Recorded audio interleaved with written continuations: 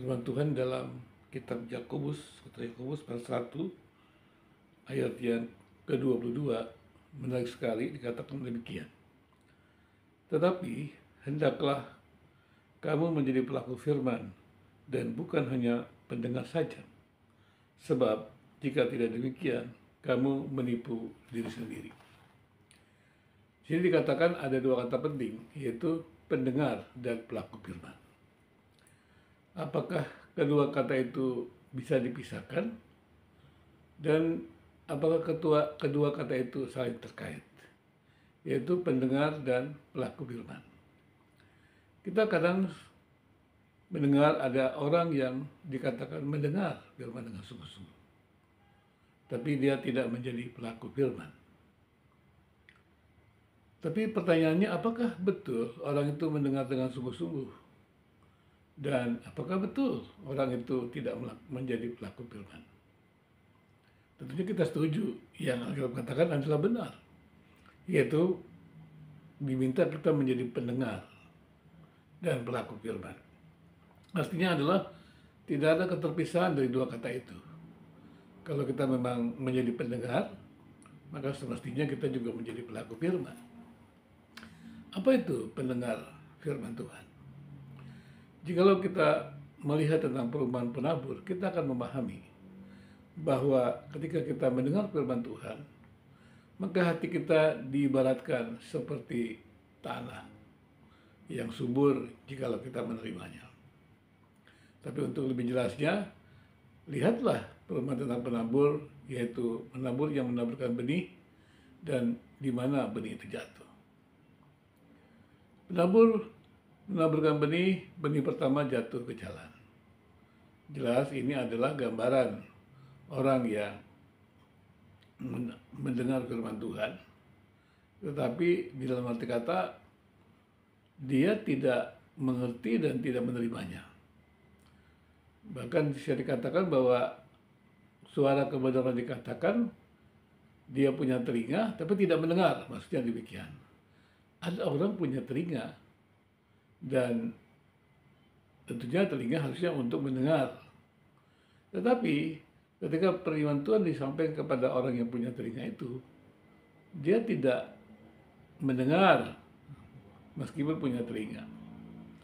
Digambarkan firman Tuhan itu ataupun benih itu diambil oleh si jahat. Kemudian ada lagi benih yang ditaburkan ke jalan, ke batu, jatuh di batu, dan dia tidak berakar.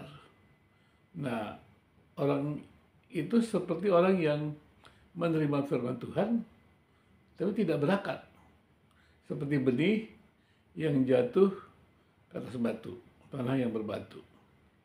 Dia hanya tumbuh sedikit, tapi kemudian mati. Dan yang ketiga, ada juga benih yang ditabur, kemudian jatuh kepada semak duri. Dan semak duri itu makin besar, dan benih itu pun mati ditekan oleh semak duri. Ini bisa digambarkan bahwa mereka menerima firman Tuhan, tetapi mereka tidak hidup dalam firman Tuhan itu, atau firman Tuhan itu tidak tertanam dengan baik dalam hidup itu. Di hidupnya membiarkan segala kegelapan, kejahatan, sehingga firman Tuhan itu tidak tertanam dengan baik, tidak bertumbuh dengan baik. Tapi kalau yang keempat, ketika bisa dikatakan bahwa benih itu ditaburkan di tanah yang subur, dan dia kemudian berbuah lebat, itu ibarat orang yang mendengar firman Tuhan dan hatinya seperti tanah yang subur.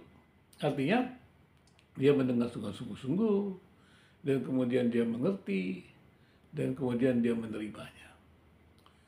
Jadi yang dimaksud pendengar firman Tuhan adalah orang yang sungguh-sungguh mau mendengarkan firman Tuhan untuk mengerti dan kemudian menerimanya.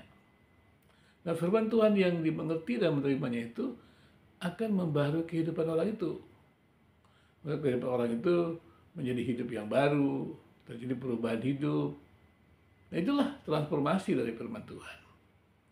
Kalau memang hatinya subur, atau hatinya diibaratkan tanah yang subur.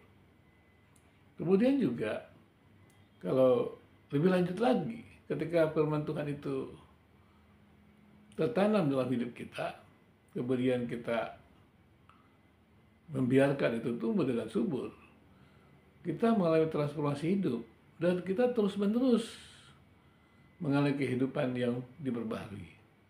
Dan itu juga kita terima dari firman Tuhan.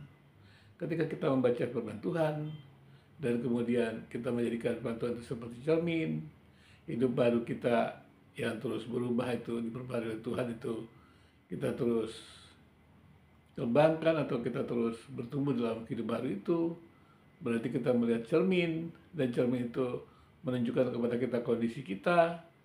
Maka ketika kita melihat cermin, maka kita memperbaiki kondisi kita yang kotor. Maka firman Tuhan itu mengangkat hal-hal yang kotor, mengangkat kehidupan yang tidak benar, mengangkat cara-cara hidup yang jahat, mengangkat cara-cara hidup yang tidak memuliakan Tuhan, tidak mentaati Tuhan. Dan firman Tuhan itulah kemudian membuat kita menjadi hari demi hari menjadi lebih baik. Itulah namanya pelaku firman. Jadi kita mesti menjadi pendengar dan pelaku firman. Sebenarnya pendengar dan pelaku firman itu tidak bisa terpisah.